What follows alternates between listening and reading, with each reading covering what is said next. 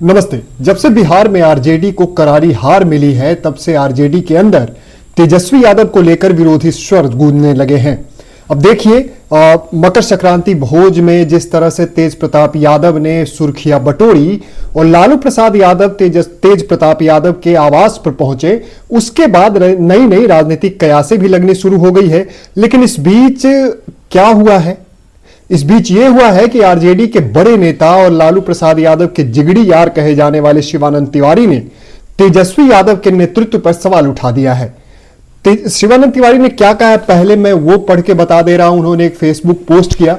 अब उस पोस्ट में उन्होंने जो लिखा है वो तेजस्वी यादव को तो अच्छा नहीं लगेगा, लेकिन तेज प्रताप यादव को जरूर अच्छा लगेगा। इसके साथ ही इस पोस्ट से यह भी संदेश सामने आ रहा है कि आरजेडी में पूर्ण रूप से तेजस्वी यादव को नेता स्वीकार नहीं किया जा रहा है।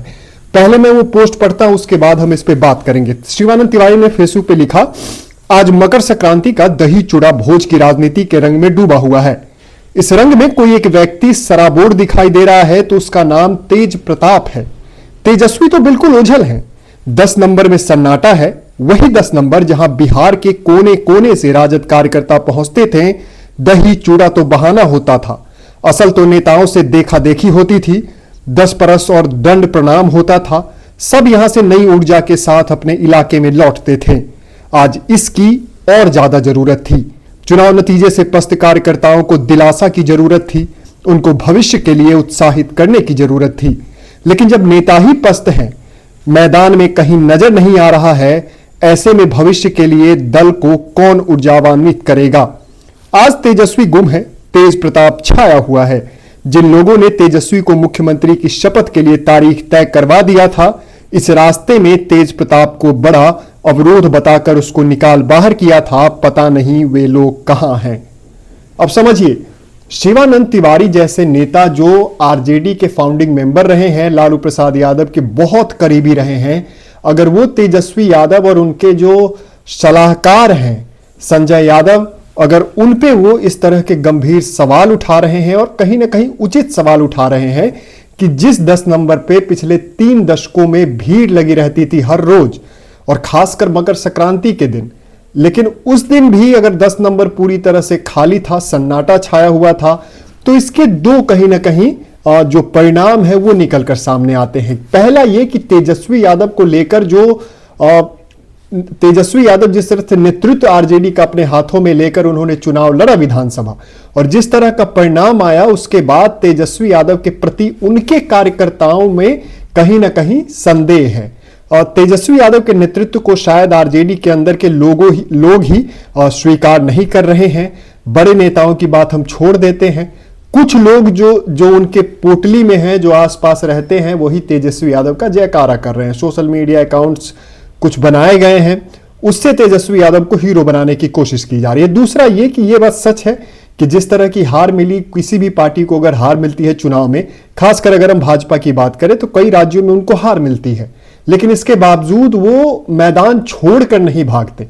उसके बाद वो लगातार उस हार की मीमांसा करते हैं, उस हार पे बैठ के करते, अपने कार्यकर्ताओं के बीच जाते हैं, उनका ऊर्जा बढ़ाते हैं। लेकिन तेजस्वी यादव चुनाव में हार के बाद ही क्रिसमस मनाने विदेश चले गए।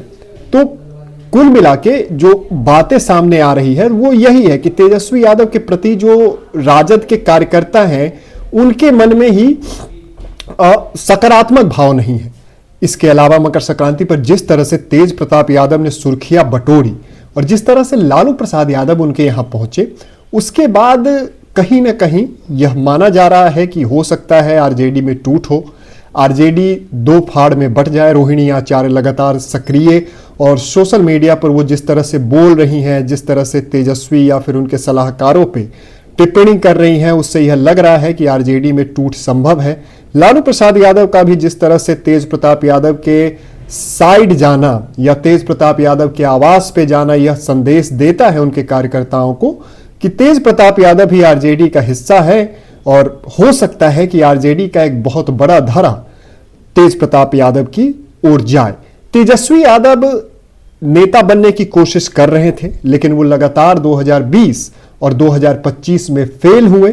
2025 में वो माइनस अंक से फेल हुए हैं। उनकी जो स्थिति हुई वो आरजेडी की आज तक की सबसे बुरी स्थिति है। राज्यसभा में अगले कुछ सालों में जब चुनाव होंगे तो राज्यसभा में आरजेडी के एक भी सांसद नहीं होंगे और ये 1990 के बाद पहली बार होगा। इसके अलावा आरजेडी के विधायकों में भी ऐसा माना जा रहा है कि उनके अंदर भी असंतोष की भावना है और वो एनडीए की तरफ, चाहे वो जदयू हो या फिर भाजपा हो, वो जा सकते हैं।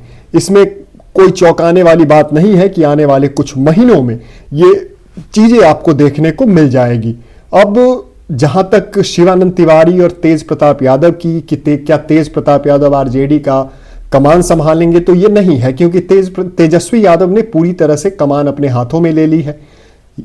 पूरा चांस यही है कि आरजेडी में टूट होगी और ये निश्चित है कि कहीं ना कहीं आने वाले कुछ महीनों में आरजेडी में आपको टूट देखने को मिल सकती है, क्योंकि जिस तरह का नकारात्मक जो भावना तेजस्वी यादव को लेकर और पार्टी के अंदर के ही लोगों के मन में है, उसके बाद यह निश्चित है कि आरजेडी अब अधिक दिनों तक बचेगी नहीं। कांग्रेस और प्रशांत किशोर अपना अलग रास्ता तय करने में जुटे हुए हैं।